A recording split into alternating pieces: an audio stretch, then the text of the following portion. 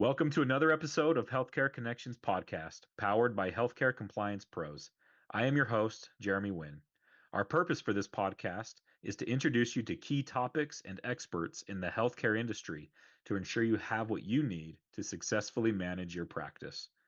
Please subscribe and follow us on our social media channels to make sure you don't miss any new episodes. If you have recommendations for guests or topics for this podcast, email me at jwin@hcp.md. With that, enjoy this episode of the Healthcare Connections podcast. Hello and welcome to this edition of the Healthcare Connections podcast. I am your host, Jeremy Winn, the Director of Sales here at Healthcare Compliance Pros. We've got a familiar face on today. He's, I think this is, 3 times now, Chad, I've had you on, but we've got Chad Schiffman, the Director of Compliance and Risk here at HCP. Welcome, Chad. Thanks, Jeremy. Good to be here. Yeah, the Chad and Jeremy show. We need to cue up the song again, Josie, so we can we'll have her put it in. Keep that trend going. That's that blast from the past, right? We need that. That's right. Yeah. Awesome. Well, excited to have you on today, Chad. Really hot topic in the compliance world is around the HIPAA Security Rule update, and thought it would be timely to bring you on. Not only for the benefits, of course, our clients here at HCP, but any of those in healthcare that are, looking at this, and maybe they had a big sigh of relief that OCR's made the decision to push the update back a year, and yet, that sigh of relief maybe, it shouldn't be so short-lived, and we want to talk about that a little bit. So with that, HIPAA Security Rule, so yes, OCR's pushed it back to July. I think July 1st of next year is kind of their anticipation for some updates, but really, as we know, things change all the time and they evolve. So I wanted to bring you on, Chad. You've been through this many years, with lots of updates from, federal regulatory bodies. So I wanted to get your latest read on the situation. Latest to read is Security Rule, as we've known it for many moons, is still the Security Rule. So organizations are still expected to comply with the Security Rule as written.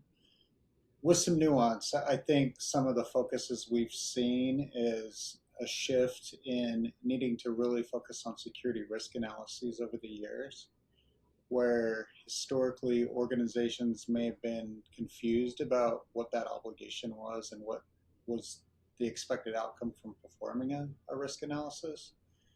So over time, we've seen them evolve to where it's become not a matter of just doing it for meaningful use to check that box or not having a checklist version of it. It needs to be something where it considers all sources of ePHI. And that's been a constant theme we've seen OCR really focusing on.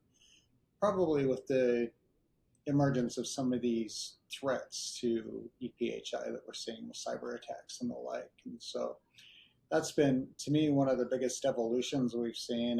And to that end, I would say that's the part that's really evolved over time with the security rule.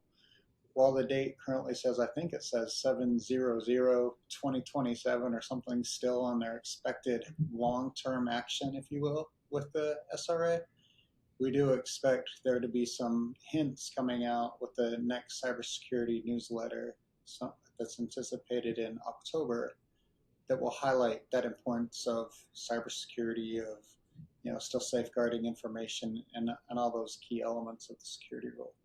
Great.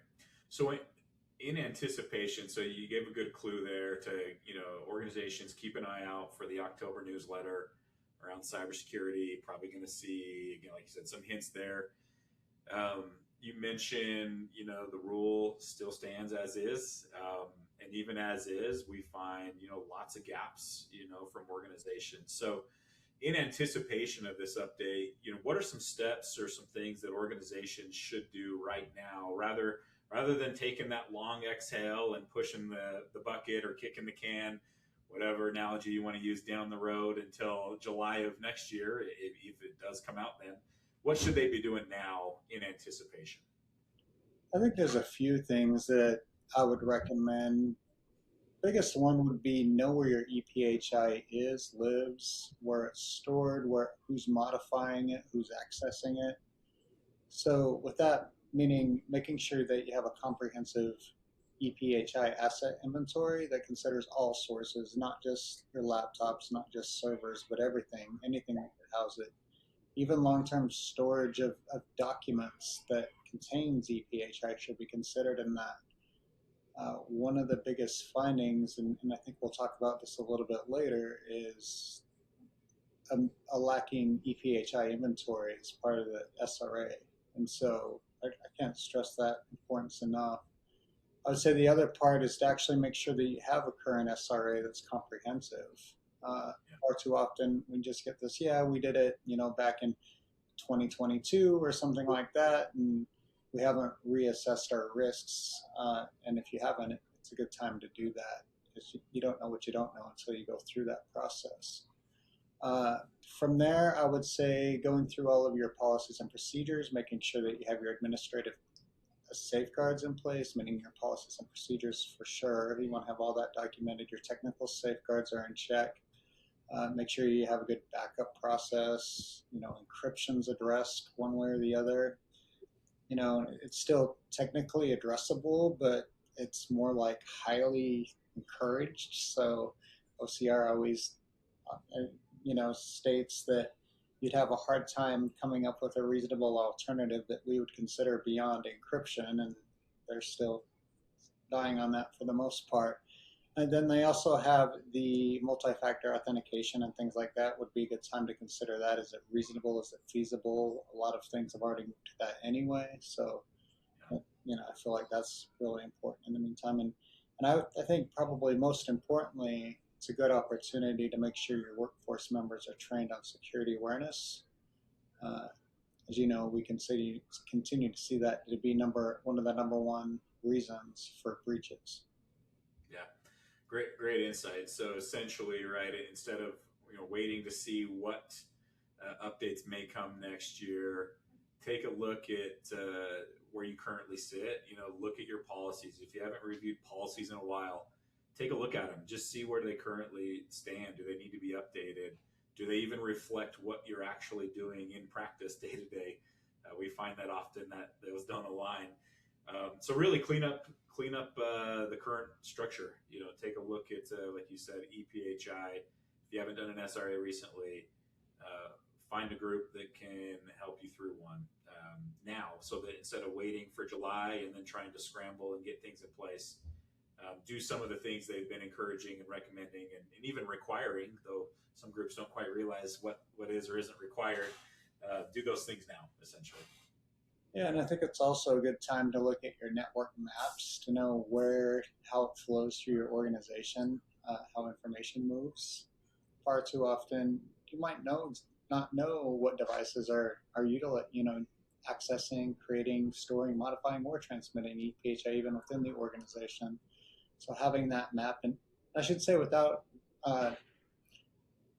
outside the organization as well, I think that's equally as important on your network maps. Where is it being shared? Where's that information? Not just necessarily the devices that it's on, but where is it being transmitted? Where is it being stored? All those things should be considered. Yeah, great information. So you alluded to this a little bit, but your team, our compliance team, but also our coding and billing auditing team, we've had a lot of work recently with groups coming to us in the middle of an audit, or even some coming to us post-audit, or current clients that are facing some sort of payer audit. But we've had a lot of work recently helping clients through audits, and I thought it would be valuable. I know for our team, it's always valuable to go through that process with clients, not only to help them through it and guide them, to protect them and ensure that their best foot is put forward, but we learn a lot through those processes, and then our clients learn a lot. I thought it'd be great to share some of the recent findings that you're seeing, that our coding, and billing audit team is seeing, because I know that's beneficial for other organizations. That even if they're not going through an audit right now, it can help them identify, what's the focus, what are the findings. So if they've got some gaps, they can try and fill those gaps and improve processes now, before a potential audit comes. Yeah, and I think when you hear risk-based, it gets real easy to just focus strictly on the security risk analysis or performing a risk analysis, the four-factor risk analysis, part of a breach, right, that we're all supposed to do in the event of one when one's suspected. And those two things, I think, speak for themselves in terms of HIPAA. But then when we come on to the billing and coding side, we're seeing an evolution to where risk-based auditing, it's essential at this point, because when you have just a regular, I think the biggest findings that we've seen is when they've done, say, just random audits, they're missing things. And these missing things end up being risks, whether it's overcoding, undercoding, insufficient documentation that doesn't support it, then in turn leads to these audits and findings. And thus, when you have more of a risk-based approach, you're capturing everything. You're seeing all of the data. You're knowing exactly what's going on, what the government's looking for. And I think those are some of the bigger lessons we've learned lately from these audits is, yeah, random audits do serve a purpose, but to get a holistic view, you need that risk-based approach. Yeah. Maybe speak through, obviously a security risk analysis is critical, but speak through, talk to the audience a little bit about some other key assessments, whether it's HIPAA walkthroughs, OSHA self-inspections, some of the tools that I know our clients have access to because we help guide them. But what are some things they can do to kind of mock an audit, I guess, and really prepare for, any potential? Yeah, so one of the things I like about the HIPAA walkthroughs is you can assign those out to other workforce members. So let's say that you have, a group that does the security risk analysis part, and that follows a strict assessment. You run through, you complete everything. But with the HIPAA walkthrough, it's an opportunity to be the eyes and ears of the organization, to walk through to see exactly what's going on in your day-to-day operations. What does the front desk look like? What does the clinical floor look like? How are computers positioned? Where is ePHI? Face up, face down? Is it stored? Is it secured? You can look at passwords. Do you have post-it notes sticking on the monitor with your password? Do you have it? I've seen some places where it's been written up on a whiteboard, and it's like, oh, are you kidding me? That's a password right there where everybody can see it. Just all sorts of craziness that you can see, or you can walk through and see if you have computers left open and have fun with that. We usually don't. We just advise them on that and make recommendations for them on site. But to me, those are the nice things about those walkthroughs. It gives you that opportunity to really kind of look at it. And then tying it back to the SRA, if you have workforce members or key members do that and complete that, you have some assistance with your SRA, because some of those answers are somewhat similar, and you can kind of have a full picture of what's going on with that information, with the information within your practice. And so to me, that's one of the main values of that assessment. The OSHA assessments, like self-inspection, that's a chance to really look at any risks of exposure there, whether it's bloodborne pathogens, hazardous waste, different things like that throughout the organization. We'll even add things for more infection control from time to time for clients, where they can even look at things like for credentialing purposes, like walking through and making sure that medical sepsis has taken place. We've gone through organizations and made sure that forceps are following right procedures. So that's what's nice about those assessments is, we have a baseline you can add to them and add some notes and different things. So like the OSHA self-inspection, have a hazardous risk assessment, which is really determining your PPE. I think that's important, a PPE determination to make sure you have the right PPE. I mean, coming off of COVID, we knew how important that was. Hopefully we don't have anything new coming out. Wash your produce right now. Now that's a whole different separate issue, right? So, could be a bad experience if you have some tainted produce within your facility. But so we have that scenario, and then so then we have the compliance assessment as well. So that's another one where you have an opportunity to look at your corporate compliance program to make sure that you have all 7 elements addressed. You touched on this a little bit, around risk-based auditing, but when it comes to, coding and billing, we launched a new tool called Sentry, earlier this year. And the whole idea is, we've seen, the traditional legacy model of, once a year, kind of random probe audit, samples, just checking things. And we've seen over the years that that's just become less and less effective as payers have started to use more data, more information, more targeted analytics. They're using those analytics to target where they audit.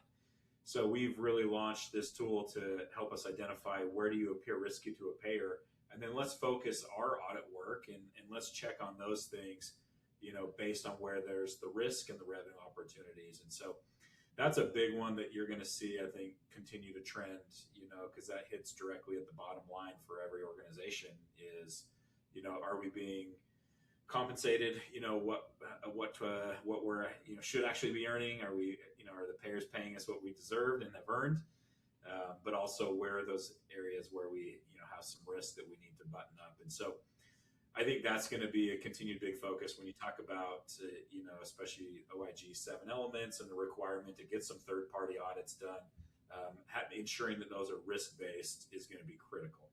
Yeah, and I think too, one of the things we've learned is how it can spot potential situations that could look and appear like fraud. As we know, it's been a record year for enforcement for fraud. I think we're over, 6.8 billion current fiscal year of findings this year, Yeah.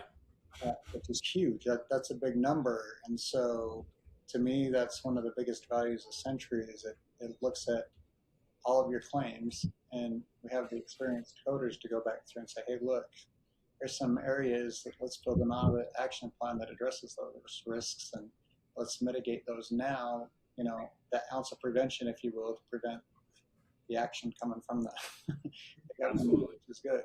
So. Yep. Well, Chad, I appreciate it. I'm sure more to come. Maybe after the October cybersecurity newsletter, we'll do this again as we get some hints, potentially towards some of these updates for next year. But I mean, sounds like no matter when they determine or decide to update or whatever updates are coming, the big takeaway today is don't shy away and from what's already in place in the HIPAA Security Rule and the HIPAA Privacy Rule. Just keep going, and if you're not doing it, put those things into place now, because you'll be better prepared for whatever updates come. Yeah, and consider all those updates. Even if they don't happen, there are some good things in there. Some things are obviously, in my mind, way over the top at this point. But over time, I think if you can slowly work on some of them, like multi-factor authentication, look at your threats and vulnerabilities, whether you do a vulnerability scan, whether it's within the budget to do a penetration test. I think all those things are valuable, but I don't know that the frequency that they had them listed at would have been necessary. Well, thanks, Chad. Always good to have you on, and look forward to another episode. If any of the audience members need help with security risk analysis, if you haven't performed one for a while, or just want some more information on, hey, can you help me understand where we're at from our compliance program perspective, we're happy to do some assessments and take a look and help guide you on ways to continue to improve and always strive to build that culture of compliance. Absolutely. Great. Thanks, Chad. You're welcome. Thank you. Thank you for tuning in to this episode of the Healthcare Connections podcast. For more information on the topic we covered today, you can reach out to me or to our guest. For any additional information on healthcare compliance pros, feel free to email me at jwinn@hcp.md. Don't forget to tune in next week. Thank you.